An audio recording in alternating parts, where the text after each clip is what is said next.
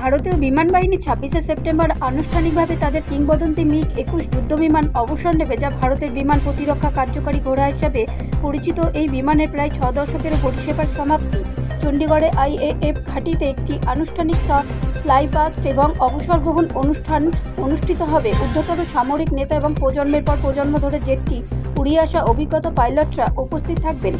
1963 সালে অন্তর্ভুক্ত মিগ-21 ছিল ভারতের প্রথম সুপার সৈনিক ফাইটার, যার প্রথম স্কোয়াড্রন চণ্ডীগড়ে 28 স্কোয়াড্রন ফার্স্ট সুপার সৈনিক ডাকনাম অর্জন করেছিল। বছরের পর বছর ধরে ভারত বিভিন্ন ধরনের 67টিরও বেশি মিগ-21 অন্তর্ভুক্ত করেছে, যার অনেকগুলি হিন্দুস্তান অ্যারোনটিক্স লিমিটেড দ্বারা স্থানীয়ভাবে নির্মিত। 2000 সালের মাঝামাঝি পর্যন্ত এই বিমানটি ভারতীয় বিমান বাহিনী মেরুদণ্ড ছিল। 1965 এবং 1971 সালের যুদ্ধ, 1919 সালে কার্গিল সংঘাত, 2019 সালের বালাকোট বিমান হামলা এবং সম্প্রতি অপারেশন সিন্দুরের গুরুত্বপূর্ণ ভূমিকা পালন করে।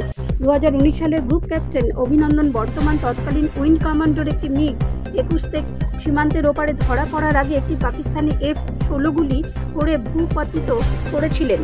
যুদ্ধ সাফল্যের পাশাপাশি মিগ-21 ভারতের মহাকাশ শিল্পকে উন্নীত করেছে, দেশীয় উৎপাদন এবং প্রযুক্তিগত সক্ষমতাকে নতুন স্তরে পৌঁছে দিয়েছে।